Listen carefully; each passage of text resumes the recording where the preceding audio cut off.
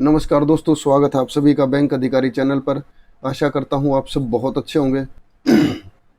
दोस्तों तबीयत थोड़ी सी ख़राब है, बट कोई नहीं, काम चलाएंगे।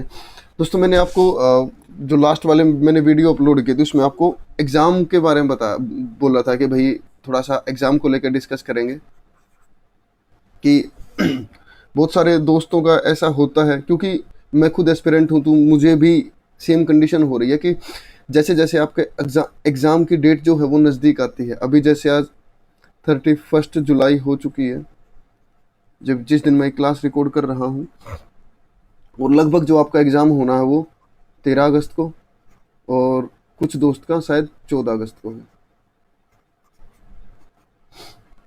तो अभी ये 31 जुलाई है, 13 अगस्त और 14 अगस्त, ये जो सिचुएशन होती है दोस्तों, बहुत ही पैनिक क्रिएट कर देती है कि अभी ऐसा लगता है कि भाई क्या पढ़ना चाहिए, क्या नहीं पढ़ना चाहिए, क्या प्रीलिम्स का भी पढ़ना चाहिए, क्या प्री का भी पढूं या मेंस का पढूं, कैसे मैनेज करूं। मतलब होता है यार, मेरे साथ भी होता है, मैं भी उसी कंडीशन में फंसता था। लेकिन धीरे धीरे होता है ना कि जब आपको इन चीज़ों का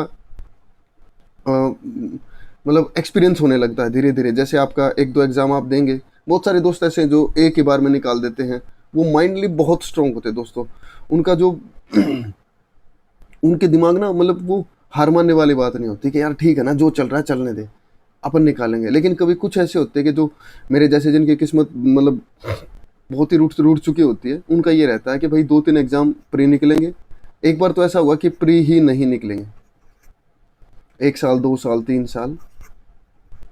मैं ये अपनी कहानी बता रहा हूँ कि प्री नहीं निकले, फिर भाई ऐसा हुआ कि प्री निकलने स्टार्ट हो गए, मेंस मेंस नहीं निकले, और फिर मेंस निकलने स्टार्ट हुए, फिर इंटरव्यू। दोस्तों मैंने आरआरबी पीओ का 2020 का, सॉरी, और 2021 का दोनों इंटरव्यू अपीयर्ड हुए हैं। मैं हुआ हूँ इंटरव्यू में अपीयर्ड, और लेकिन मेरा फाइनल सिलेक्शन नहीं हो पाया दोस्तों। बहुत सारी कमियां थी, खामियां थी, मैं जिनको ओवरकम नहीं कर पाता था। एग्ज़ाम के टाइम में आके मैं प्रेशर ले लेता था। लेकिन अभी सिचुएशन ऐसी हो रखी है कि ठीक है, इट्स ओके, प्री और मेंस की दोनों की तैयारी मैं किस तरह कर रहा हूँ मैं अपने बताऊँ, क्योंकि मैं दूसरों को फॉलो नहीं करता। हर एक इंसान की अपनी अपनी स्ट्रेटेजी होती है, तो आप कोशिश करो कि आप अपनी तरफ से कुछ बनाओ। बस आपका बड़ा भाई होने के नाते, दोस्त होने के नाते, मैं बस आपको थोड़ा सा सजेस्ट करना चाहता हूँ, क्योंकि मेरे मन में था कि भाई जो सिचुएशन मेरे साथ क्रिएट होती थी एग्ज़ाम के टाइम में, खासकर ये 10-12 दिन पहले, वो आपके साथ भी होती होगी। तो वही चीज़ मेरे माइंड में चल रही थी, और मैंने लास्ट वीडियो में इसीलिए बोला था कि एग्ज़ाम को लेके किसी और वीडियो में बात करेंगे।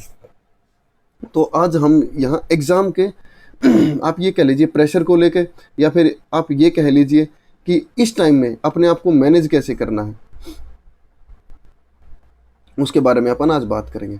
तो दोस्तों अभी जिन भी दोस्तों का आपका जो एग्ज़ाम है, जैसे आपका आरआरबी क्लर्क का एग्ज़ाम है, अरे यार दोस्तों स्पेलिंग का मुझसे काफ़ी बार मिस्टेक हो जाती है, तो स्पेलिंग पे ध्यान ना दें आप, उसका क्या बोलते हैं, भावनाओं पे ध्यान दें आप। आपका है आरआरबी का असिस्टेंट का एग्ज़ाम है, आपका 13 तारीख को है, और कुछ दोस्तों का 14 तारीख को है।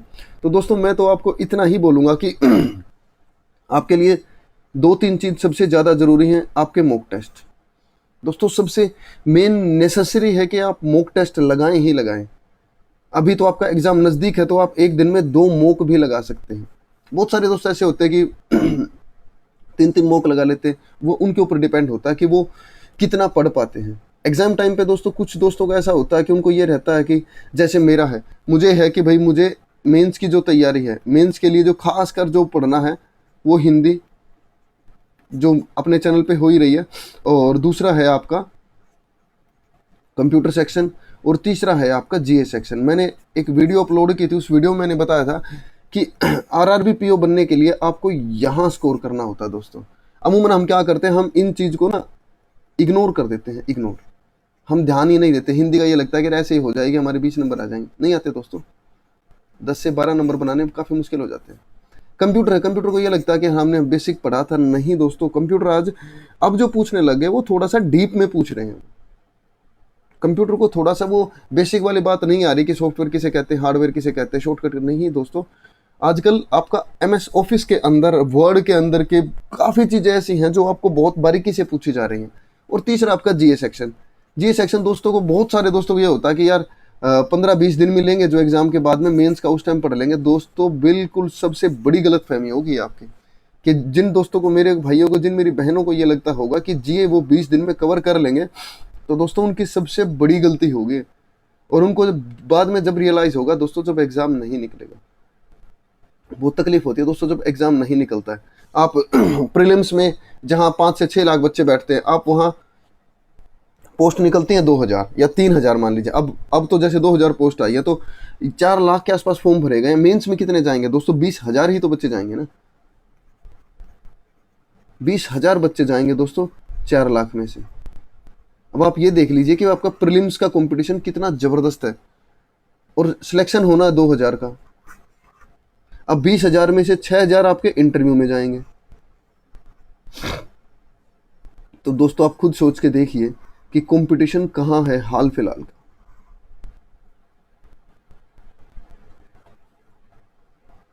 तो मैं तो दोस्तों आपको यही बात बोलूँगा कि अपनी प्लानिंग बना के चलिए। अभी कोई नहीं, जितना टाइम चला गया कोई दिक्कत नहीं है, कोई परेशानी नहीं है, अब भी स्टार्ट कर सकते हैं आप। हिंदी की मैंने 22 से 23 क्लास में करवा चुका हूँ, और मैं ज़्यादा और कोशिश कर रहा हूँ कि मैं जितना जल्दी हो सके कंटेंट बनाऊँ, क्योंकि दोस्तों मैं खुद एस्पिरेंट हूँ, तो मुझे अपना भी पढ़ना पड़ता है, मुझे भी रीजनिंग करनी पड़ती है, मुझे भी क्वांट सेक्शन करना पड़ता है, और सारे सब्जेक्ट पढ़ने पड़ते हैं। तो हिंदी के लिए जितना मुझे टाइम मिल पाता है, मैं आपको कोशिश कर रहा हूँ कि मैं उतना बता पाऊँ, आपके साथ चीज़ें डिस्कस कर पाऊँ, ताकि हम लोगों को एग्ज़ाम में किसी भी तरह की कोई परेशानी ना आए। ठीक है दोस्तों, कंप्यूटर का मैंने एक क्लास कराई थी, उसके बाद क्लास का रिस्पॉन्स ठीक ठाक सा ही रहा। लेकिन दोस्तों सबसे बड़ी बात आ रही है टाइमिंग वाली। दोस्तों टाइमिंग फिट नहीं हो रही। अब मैं जहाँ से मैंने क्लास देखी है, जहाँ से मैंने पढ़ने की कोशिश किया, तो दोस्तों काफ़ी अलग अलग चैनल, आप किसी से भी पढ़ सकते हैं। और अगर मुझसे बन पाया तो मैं दोस्तों कोशिश करूँगा कि आपकी कंप्यूटर की क्लास भी और 10-12 क्लास आपकी करा दूँ एग्ज़ाम से पहले। अब दोस्तों बात करते हैं GA सेक्शन की। मॉक टेस्ट के बारे में बात करेंगे कि मॉक टेस्ट को एनालाइज कैसे करना है, मॉक टेस्ट को सोल्व कैसे करना है, मॉक टेस्ट को लगाना कैसे है। जो एस्पिरेंट है, खासकर जो बच्चे नए आए हैं बैंकिंग सेक्टर के अंदर, बैंकिंग सेक्टर की तैयारी के अंदर जो बच्चे नए आए हैं, उनके बारे में दोस्तों थोड़ी सी पेशेंस रखिए दोस्तों। अच्छा भाई, सब्जी वाला भी अभी आएगा दोस्तों। मैं सिर्फ आपको GA के बारे में बताता हूँ कि GA आपको पढ़नी कैसे। वैसे आप काफ़ी लेट हो चुके हैं, नहीं तो दोस्तों GA जो आपको पढ़नी है वो आपको अप्रैल, मई, जून, जुलाई, अगस्त और सितंबर का, जैसे दोस्तों आपका 24 सितंबर को एग्ज़ाम है प्रीलिम्स का, मेंस का। अभी ये पता नहीं कि 24 सितंबर में वो RRB PO का एग्ज़ाम लेंगे या RRB क्लर्क का एग्ज़ाम लेंगे। अभी तक तो 24 सितंबर जो RRB PO के लिए है, लेकिन जैसे इन्होंने शेड्यूल में चेंज किया कि RRB क्लर्क ये पहले ले रहे हैं ये लोग, तो हो सकता है कि दोस्तों ये वाला जो एग्ज़ाम है ये या इस डेट में आपका क्लरिकल का एग्ज़ाम हो जाए। चलो कोई नहीं, जिसका भी एग्ज़ाम हो दोस्तों, ये 1, 2, 3, 4 और 5 मंथ, ये 5 मंथ का जो दोस्तों जो करंट अफेयर है वो बहुत ही इंपॉर्टेंट है आपके लिए, बहुत ज़्यादा इंपॉर्टेंट। एक एक चीज़ पढ़िए, एक एक चीज़, क्योंकि आजकल जो हर एक चीज़ जो पूछ रहे हैं काफ़ी डीप में पूछ रहे हैं कि आपको सिर्फ थ्रू आउट नॉलेज नहीं होनी चाहिए, आपको उसके बारे में डीपली पता होना चाहिए। अगर कोई MOU साइन हुआ है 2 देशों के बीच में या 2 कंपनियों के बीच में, तो उन कंपनियों का हेडक्वार्टर कहाँ है, या उन देशों की कैपिटल क्या है, उन देशों की करेंसी क्या है, वहाँ के PM कौन है, वहाँ के प्रेसिडेंट कौन है, और रिसेंटली वो कंट्री न्यूज़ में क्यों रहा। इस तरह के आपसे क्वेश्चन आपसे पूछे जाते हैं। तो दोस्तों मैं कोशिश, आप किसी भी उससे पढ़िए, किसी भी चैनल से पढ़िए, मैं आपको बिल्कुल भी ये नहीं कहूँगा कि आप इसको पढ़िए, लेकिन मैं अगर अपने पर्सनली बताऊँ दोस्तों, मैं पढ़ता हूँ अफेयर्स क्लाउड से। अब बहुत सारे दोस्त अड्डा को फॉलो करते होंगे, बहुत सारे दोस्त स्टडी IQ वाले सर को फॉलो करते होंगे। दोस्तों आप कहीं से भी पढ़िए, कहीं से, कोई दिक्कत नहीं है दोस्तों, कोई भी परेशानी नहीं है। जहाँ से आपको ये लगे कि एग्ज़ाम रेलिवेंट कंटेंट है, जो दोस्त एग्ज़ाम ऑलरेडी दे चुके हैं उनको पता भी होगा कि उनको एग्ज़ाम के बारे में कहीं ना कहीं अंदाज़ा हो जाता है कि एग्ज़ाम में क्वेश्चन किस लेवल के आ रहे हैं और मैं किस लेवल का पढ़ रहा हूँ। तो दोस्तों कोशिश कीजिए कि आप इनमें से किसी भी चैनल को फॉलो करें, लेकिन वहां पे आप डिटेल्ड में पढ़िए, डिटेल में। और दोस्तों, डिटेल अफेयर्स क्लाउड से ज़्यादा मुझे आज तक किसी की भी नहीं लगी। अफेयर्स क्लाउड की डिटेल इतना होता है कि वहां आपको सिलेक्ट करना होता है कि मैं पढ़ूं क्या। ठीक है दोस्तों, तो वहां एक बार मैं आपको एक स्क्रीनशॉट आपको दिखा भी दूंगा कि आपको अगर कोई भी जब आप करंट अफेयर आता है तो हमें उसका पढ़ना कैसे चाहिए। 1 मिनट रुकिए, बस 1 सेकंड का इंतजार कीजिए, मैं आपको दिखा ही देता हूं।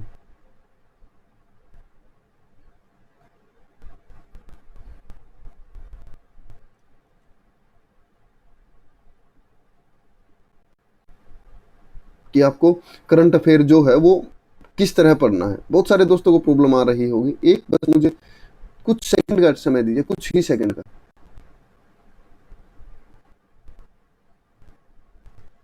बस मैं आपको दिखाना चाहता हूं कि दोस्तों हमें करंट अफेयर पढ़ना किस तरीके से है, क्या क्या चीज़ हमें सेलेक्ट करनी है, क्या चीज़ हमें सेलेक्ट नहीं करनी है। बहुत सारी चीज़ें दोस्तों, हर एक चीज़ें पढ़ने की भी नहीं होती अफेयर्स क्लाउड के पीडीएफ में भी, कुछ चीज़ें वहां भी ड्रॉप करने की होती हैं।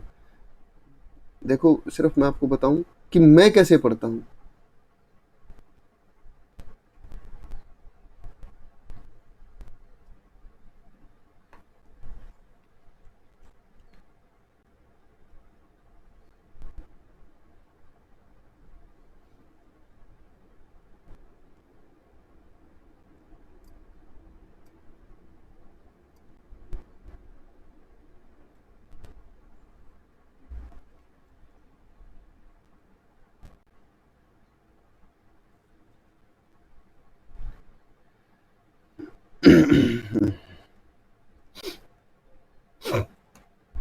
देखो दोस्तों, जैसे ये आपके सामने अफेयर्स क्लाउड से उठाया मैंने ये। अब जैसे ये आपके सामने एक न्यूज़ दी हुई है, इसमें से आपको एक्चुअल में पढ़ना क्या क्या है। ऐसे दोस्त बहुत सारे बोलेंगे कि भैया अफेयर्स क्लाउड तो इतना ढेर सारा देता है, उसमें से क्या पढ़ें। ठीक है, रुकिए, वो मीम आता ना कि रुको जरा, ठहरो, सब्र करो, सबको मिलेगा, सबको मिलेगा। तो दोस्तों देखो, यहाँ पे इन्होंने लिखा हुआ कि Himachal Pradesh become first Indian state to connect all registered commercial vehicle equipped with VLTD with ERSS। कि हिमाचल प्रदेश हमारे देश का पहला ऐसा स्टेट बना है, ऐसा राज्य बना है, ऐसा क्षेत्र बना है कि जिसने वहाँ के जितने भी सारे के सारे जो व्हीकल हैं, जो कमर्शियल जो व्हीकल्स हैं, उनको VLTD और ERSS टेक्नोलॉजी के साथ में इन्होंने अटैच कर दिया है। अब दोस्तों सबसे मेन बात यह है कि ये VLTD और ERSS होता क्या है, एक बार इसको देखिए कि VLTD क्या लिखा हुआ है यहाँ पे, व्हीकल लोकेशन ट्रैकिंग डिवाइस, कि व्हीकल की आपकी लोकेशन ट्रैक करने की डिवाइस। और इसकी जो सपोर्ट सिस्टम वो क्या है, इमरजेंसी रिस्पॉन्स सपोर्ट सिस्टम। कि अगर आपके साथ कोई भी दुर्घटना ऐसी हो जाती है जहां पर आपको इमरजेंसी रिस्पॉन्स की जरूरत पड़े, तो उससे आपके व्हीकल को ट्रैक कर लिया जाएगा और आपको इमरजेंसी जो सपोर्ट है वो आपको दे दिया जाएगा। अब दोस्तों यहाँ पे चलो ठीक, ये किसने स्टार्ट किया, ये हिमाचल प्रदेश ने स्टार्ट किया। ठीक है, अब हिमाचल के बारे में आइए कि the system was inaugurated by the chief minister of, किसने किया, श्री जयराम ठाकुर जी ने किया है। कहाँ किया है, कई बार दोस्तों ये भी पूछ लेते हैं, आपका पटना में किया है। और he also introduce the facility of panic button women safety के लिए। आजकल दोस्तों वीमेन सेफ्टी को लेकर बहुत सारी चीजें हो रही है, तो जहां पर ऐसी कुछ पैनिक बटन की बात आए तो वहां आप ये लगा लीजिए 90% जो चांसेस हैं वो वीमेन सेफ्टी को लेके और चिल्ड्रन सेफ्टी को लेके, इन पब्लिक व्हीकल, इन दो को लेके ये सब चीजें हो रही हैं। तो अब आगे देखिए इसमें क्या लिखा हुआ, की पॉइंट में क्या है, this vehicle are tracked anywhere in India VLTD limited. जितने व्हीकल रजिस्टर्ड हो, ये अपने पढ़ने का नहीं है, बहुत पुलिस नहीं है, vehicle location tracking device, emergency panic button. बस ये है कि आपका ये इमरजेंसी जो रिस्पॉन्स जो सपोर्ट नंबर है वो क्या है, 112। ठीक है, अब इसमें और आगे क्या लिखा हुआ, when the panic button is pressed signal, वही है कि आपके भाई जब हम पैनिक बटन दबाएंगे तो कहाँ जाएगा, कहीं नहीं, या तो पुलिस के पास जाएगा, जो इमरजेंसी जो सर्विस है उनके पास जाएगा।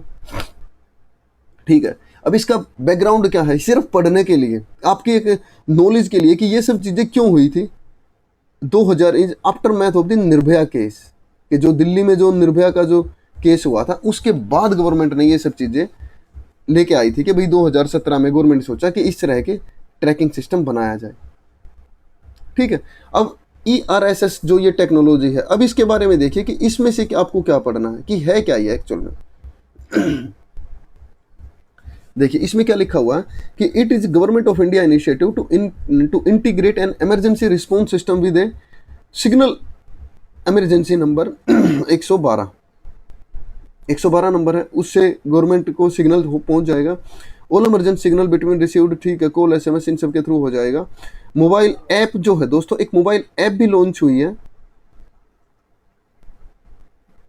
112 इंडिया के नाम से। और ये किसने इंट्रोड्यूस किया? जो दोस्तों गवर्नमेंट ऑफ इंडिया ने, हिमाचल प्रदेश की सरकार ने नहीं किया, ये गवर्नमेंट ऑफ इंडिया ने की है। ये क्विकली हेल्प चाहते हैं कि भाई जो इंसान पैनिक सिचुएशन में है, जो जिसको इमरजेंसी में हेल्प चाहिए, उसके लिए ये सब चीज़ें दी जाएं। और इसका नेक्स्ट लाइन दोस्तों एक और है जो क्वेश्चन बन सकता है यहाँ से, वो सिर्फ एक, मतलब जो इंपोर्टेंट जो क्वेश्चन बन सकता है वो क्या लिखा हुआ, प्रीवियस इमरजेंसी नंबर जो 100 है वो पुलिस का होता है, 101 जो है दोस्तों वो फायर का होता है, 108 आपका एम्बुलेंस का, और 181 होता है दोस्तों आपका विमेन एंड चाइल्ड केयर का। इन सब को किस में इंटीग्रेट कर दिया है? एक नंबर है 112 के साथ में। तो दोस्तों यहां पर आपको जो एग्जाम के मुताबिक जो पढ़ने की चीज है, सबसे पहली दोस्तों वही चीज है कि स्टेट कौन सा है, क्या चीज बनाई गई है, क्या चीज लॉन्च हुई है। भाई ठीक है, ये है आपका व्हीकल के लिए है, ठीक है भाई। किस टेक्नोलॉजी के साथ, क्या चीज है? VLTD, vehicle location tracking device. ये डिवाइस लगाई है, किस टेक्नोलॉजी पे काम करेगी? ये ERSS, emergency response support system, कि आपको इमरजेंसी के टाइम में आपको रिस्पॉन्स दिया जाए।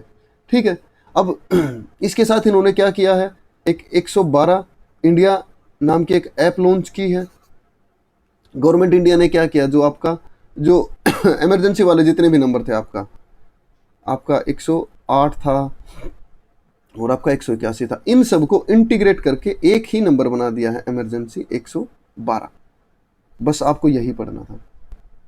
और पैनिक बटन, और इसके साथ साथ में आपका पैनिक बटन, ये सब पब्लिक व्हीकल के अंदर, जो गवर्नमेंट के जो व्हीकल है उनके अंदर ये सर्विस दी गई। अब दोस्तों आप ये देखिए कि इतने बड़े में से आपको आपके काम की कितनी चीज़ें, ये इंपॉर्टेंट है।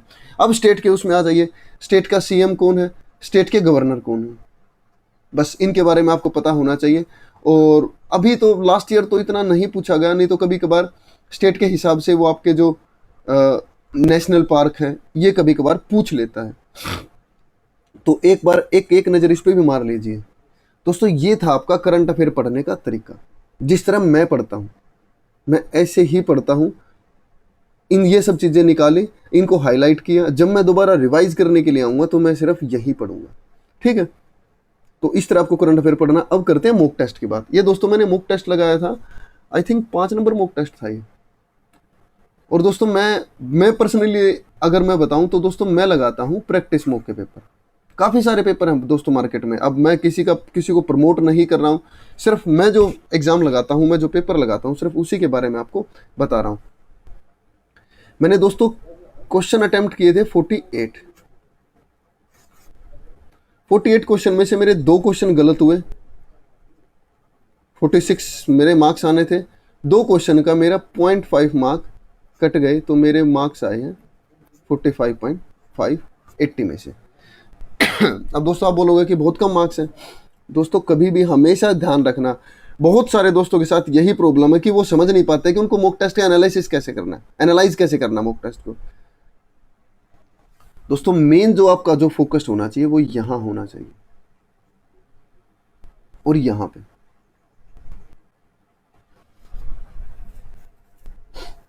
मार्क्स दोस्तों आपके लिए मैटर बिल्कुल भी नहीं करने चाहिए। मेन बात होती है कि आपका परसेंटाइल कितना आया है और आपकी एक्यूरेसी उस पर्टिकुलर एग्जाम में कितनी है। यही 2 चीजें आपको सिर्फ नोटिस करनी होती है। इन्हीं 2 चीज़ों का आपका मतलब कि एनालिसिस करना होता है। अब आप ये देखिए कि 21,000 लगभग 700 बच्चे हैं, उनमें से मेरा परसेंटाइल 93.58 आया है। अब दोस्तों परसेंटाइल को देखने का भी सबका अपना अपना तरीका होता है। कोई किसी तरीके से देखता है, कोई किसी तरीके से देखता है। मेरा देखने का अपना एक ही नज़रिया है। मैं इस परसेंटाइल को कैसे देखता हूँ कि टोटल परसेंटाइल कितनी होती है 100%, यहाँ कितना होता है 93.8%, तो बचा कितना आपका 6.42%। ये दोस्तों जो वो बच्चे हैं जो आपके सिलेक्ट होने वाले हैं।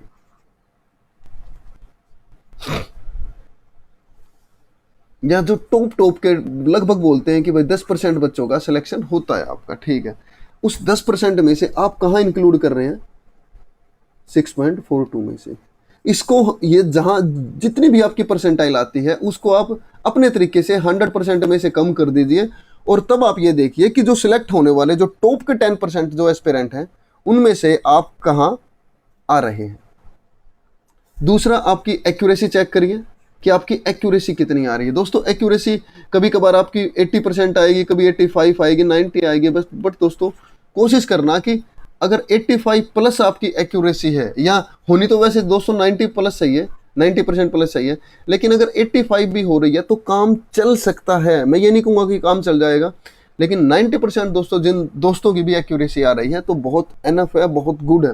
बहुत सारे दोस्त मेरे बहुत सारे भाई बहन पीएम को फॉलो करते होंगे, प्रैक्टिस मॉक को, स्मार्ट कीड़ा को फॉलो करते होंगे, कोई अड्डा को फॉलो करता होगा, कोई टेक्स्ट बुक को फॉलो करता होगा, बहुत सारे दोस्त गाइडली को फॉलो करते होंगे। दोस्तों आप किसी भी कोई भी एग्ज़ाम दीजिए, बस एक बार ये देख लीजिए कि जो आपका जो लास्ट ईयर का जो एग्ज़ाम आया था उसके मुताबिक कौन सा मॉक टेस्ट आपके एग्ज़ाम रेलिवेंट है, ठीक है दोस्तों। और मेन बात ये होती है कि जैसे मैंने दोस्तों क्वांट में मैंने 20 क्वेश्चन अटेम्प्ट किए थे और रीजनिंग में मैंने 28 क्वेश्चन किए थे क्योंकि मेरी रीजनिंग मेरी क्या बहुत सारे दोस्तों की रीजनिंग थोड़ी सी स्ट्रॉन्ग होती है। टाइम देख लीजिए, मैंने रीजनिंग में कितना टाइम दिया था। रीजनिंग में दोस्तों मैंने 27 मिनट दिए थे और क्वांट में मैंने 17 मिनट दिए थे। 27 मिनट में मैं 28 क्वेश्चन कर पाया और यहाँ 17 मिनट में मैं 20 क्वेश्चन कर पाया। और दोस्तों ये जो आपके मॉक टेस्ट होते हैं, जो आपका एग्जाम जो रियल आपका एग्जाम लेवल है वो कहीं ना कहीं इससे थोड़ा सा नीचे होता है, थोड़ा सा। इससे अब तो मैंने अभी तक नहीं देखा है। मेरे पिछले 3 से 4 प्रीलिम्स निकले हैं, तो मैंने ये सब चीज़ मैंने इससे, अगर मैं सच्ची अपनी अंतरात्मा से बताऊं तो दोस्तों मुझे अभी तक जो प्रैक्टिस मॉक का जो लेवल लगता है वो बिल्कुल एग्जाम लेवल लगता है। स्मार्ट कीड़ा का भी कहीं ना कहीं वैसा है, लेकिन स्मार्ट कीड़ा की जो लैंग्वेज, जो क्वेश्चंस की जो लैंग्वेज है दोस्तों, वो थोड़ी सी ऐसे घुमा के दी होती है, थोड़ी सी घुमा के।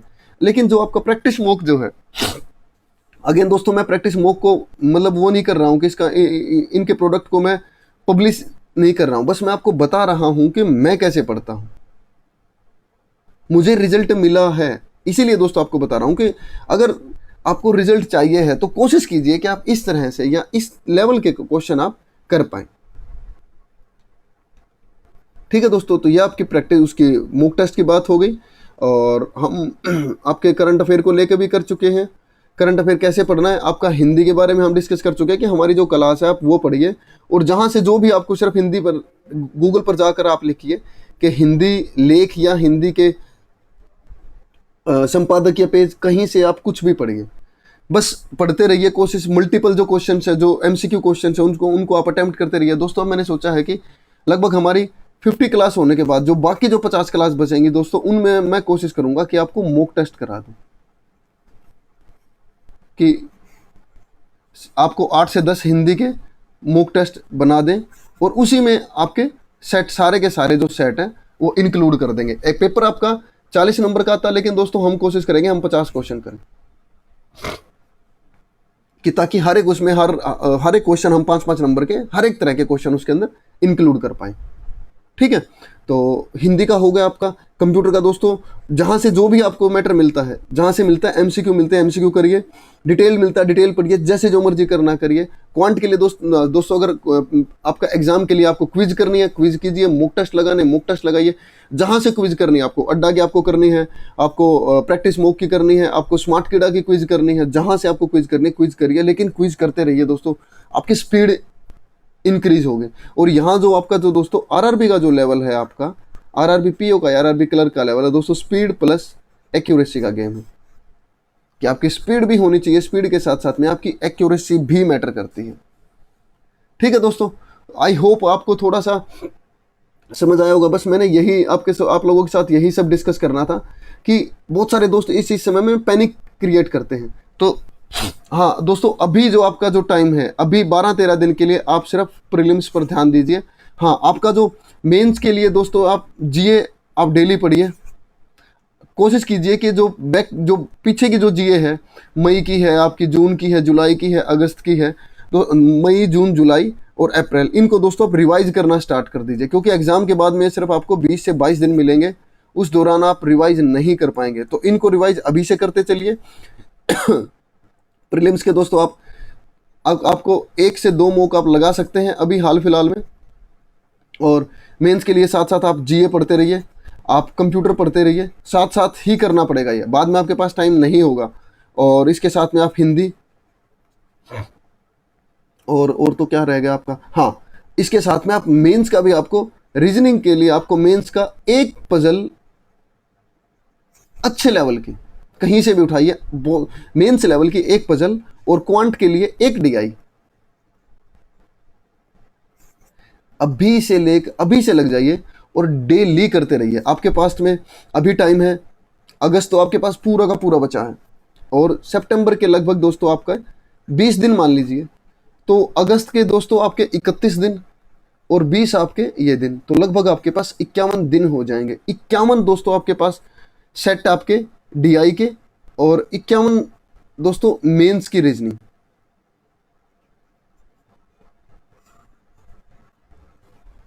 एनफ हो जाएगा।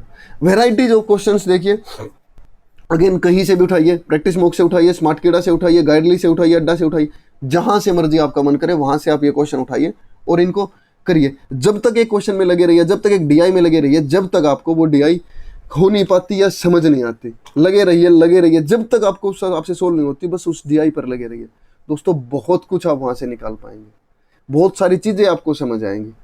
ठीक है, आई होप आपको आज जो हमने थोड़ा सा जो डिस्कशन किया है आपको अच्छा लगा होगा, पसंद आया होगा। अगर दोस्तों वीडियो अच्छी लगती है तो आप वीडियो को लाइक करिए, हमारे चैनल को सब्सक्राइब करिए, बेल बटन पर प्रेस करिए, ताकि जो भी हम न्यू वीडियो जो भी अपलोड करें उनकी नोटिफिकेशन आप तक आ जाए और आप उन्हें देख पाएँ।